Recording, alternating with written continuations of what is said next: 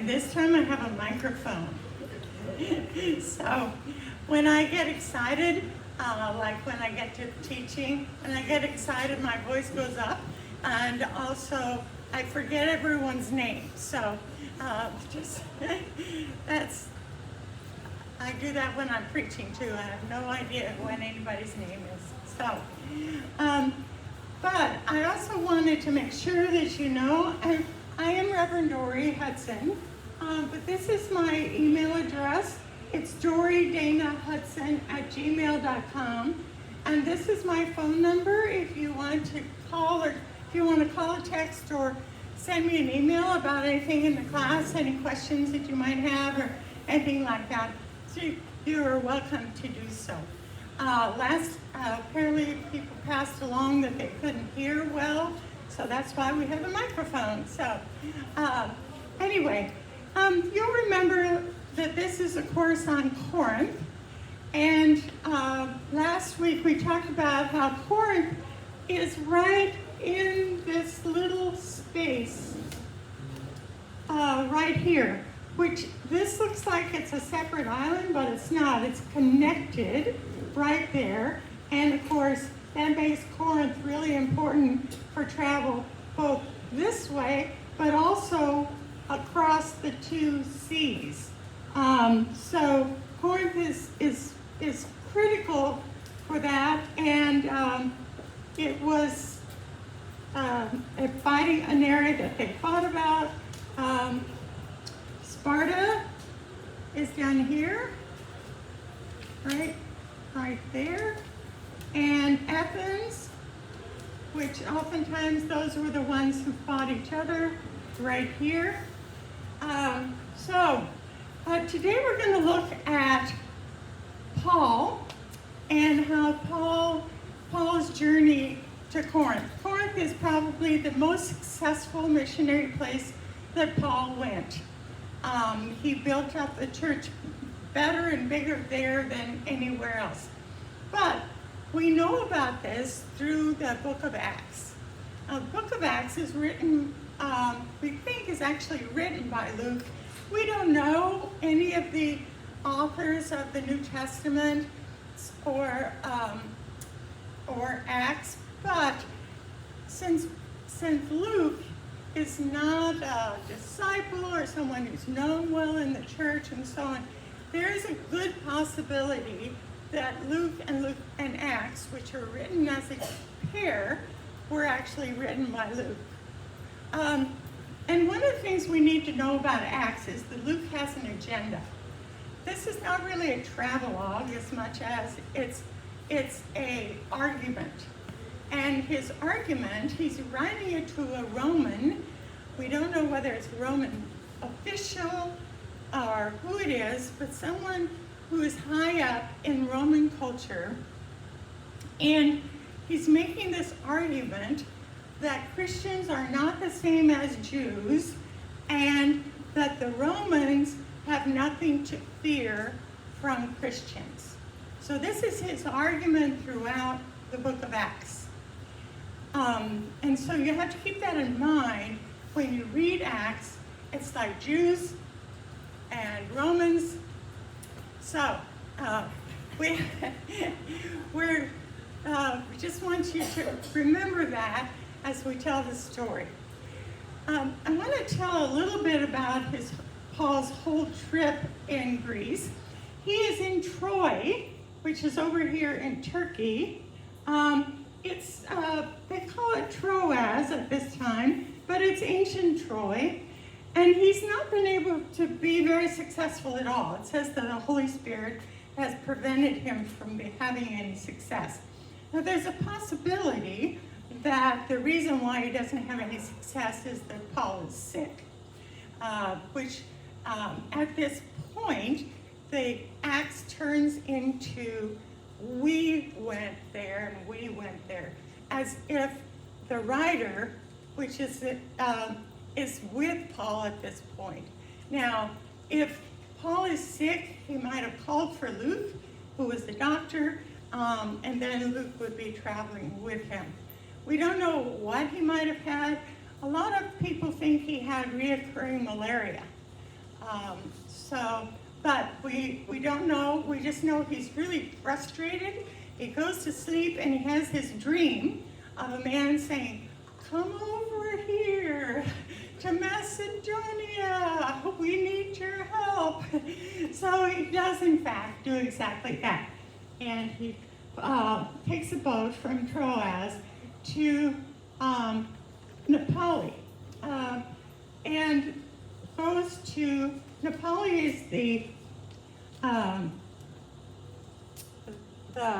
what do you call it, where, the seaport, but where he's really headed is Philippi, which is right here. If you ever get a chance to go to Philippi, it was my most favorite place in all of Greece, partly because it's way up on a mountain.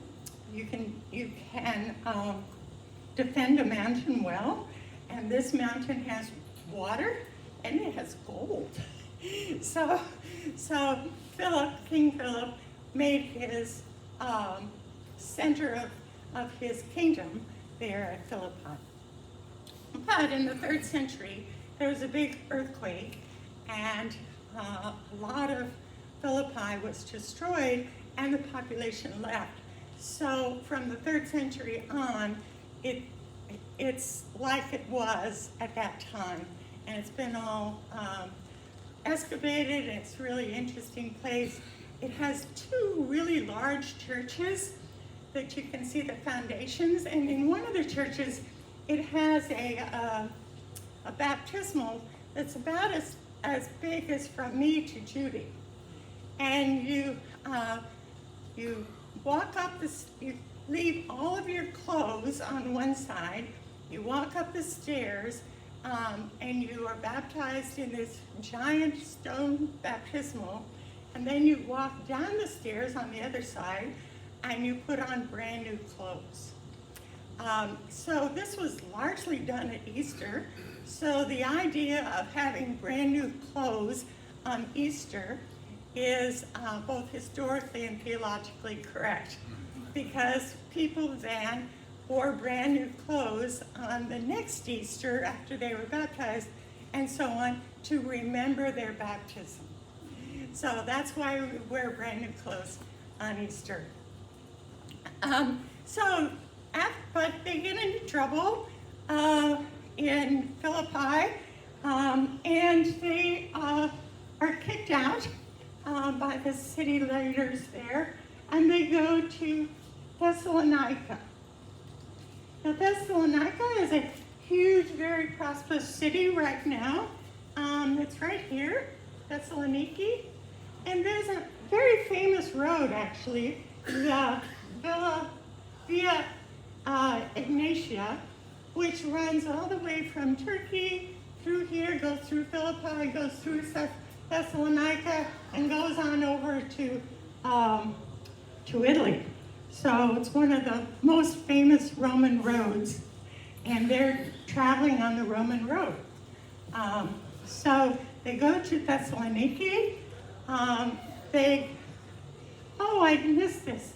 When they go to Philippi, there's apparently no synagogue in Philippi, and they go out by the river, and they find a group of women who are worshiping God on the Sabbath, and they talk with them there. And Lydia is one of them, and she wants to become a Christian, and she's the very first recorded Christian in Europe.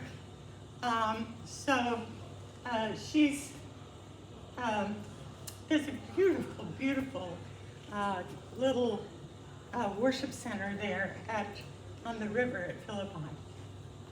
But anyway, we'll talk a little bit more about her next week when we talk about who was attracted to Christianity. So they go to Thessalonica. There is a synagogue there. They go to the synagogue and they start preaching, and a lot of people in the synagogue there are very much taken with Paul's preaching, and the people who are in charge of the synagogue take them before the authorities and said, "These people are causing all kinds of trouble." Now, before we get really, really down on them, imagine somebody comes in to our church and during announcements, they start talking about how they're starting a new church and they really want people to come and join the church. And that the leadership, but most importantly, the people who are the biggest givers, all leave to go to join this new church. So imagine how people would feel. Well, that's exactly the way Luke has the Jews in the synagogue responding. So they think that they're looking for Paul and Silas, and they're hidden, and instead they haul away a couple of Christians, and they get fined and everything. The Romans say, it's no big deal. Just give them a fine for causing trouble. So in the night, they run away and they go to Berea. Berea is right here. Again, it's on the same Roman road. And they're having a lot of success in Berea until the people from Thessalonica hear about this. And they're like, oh no, this guy's now causing trouble in Berea. And so they go from Thessalonica to Berea. Now it doesn't look like it's very far. It's about 80 miles. So that's a long way to go and say, you guys, you're causing trouble again. So this time they sneak out, just Paul and Silas and Timothy stay at Berea, and they take Paul all the way down to Athens, which is about 200 miles. And Paul's waiting in Athens for Silas and Timothy to come. And he sees all these idols, and he talks in the synagogue, and then he talks in the marketplace, and he argues with the various philosophers. They take him before the city council, and he realizes they're not really interested in what he has to say. They just want to hear him talk. So he leaves on his own this time. He's very disappointed in Athens, makes no headway in Athens at all, and goes to Corinth and waits for Timothy and Silas in Corinth. Now, in Corinth, he's there from 50 to 52 in the Common Era.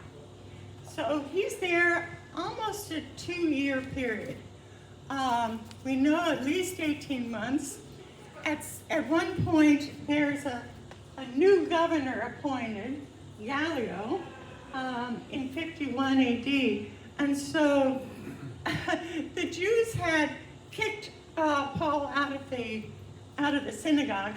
And typical Paul, what does he do?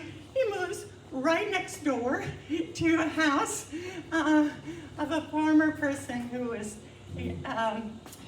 high up in that. He moves into Justus's house right next to the synagogue.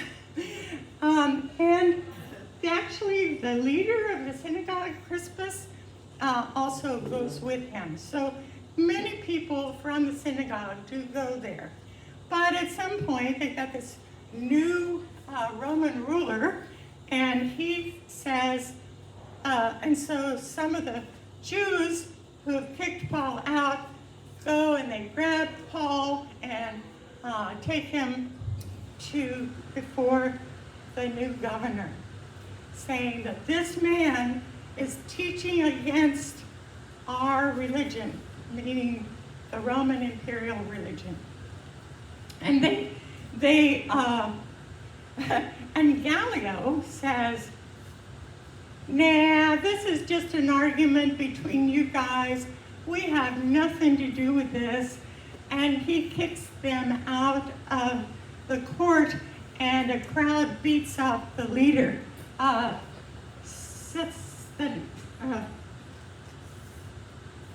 Lucy, how would you say that? Sophenis. Now, I think at some point in Corinthians, Paul says that he baptized Sophenis. So we don't know whether he had a conversion afterwards, but he got beaten up, not totally, according to the scriptures. Gallio was happy that he got beaten up. So, so he's in Corinth for 2 years, and at some point he decides to go back to Ephesus of his own accord. Now, while he's in Corinth, he writes a letter to Thessalonica. That's the earliest letter that we know of. And while he's in Ephesus, he writes at least 5 letters to Corinth, and he comes twice back to Corinth before he comes the final time. And the final time, Paul is making this large collection from all of his churches, both in Turkey and in Greece. The idea of the collection is for the poor in Jerusalem. The poor, we don't exactly know, but basically saying this is for the Christian church in Jerusalem.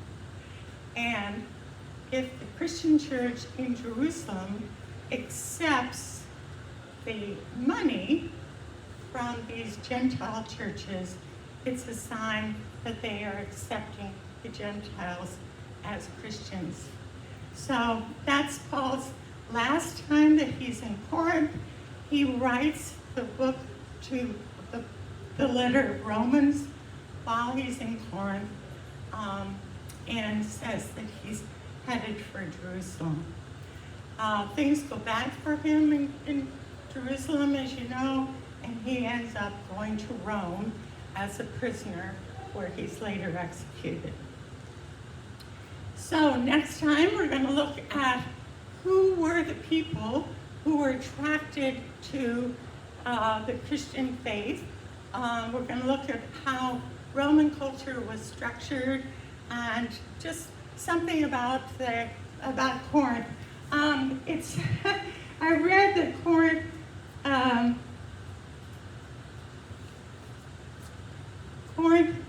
had a thriving commerce, a proud culture, was sexually immoral, and had a variety of religions.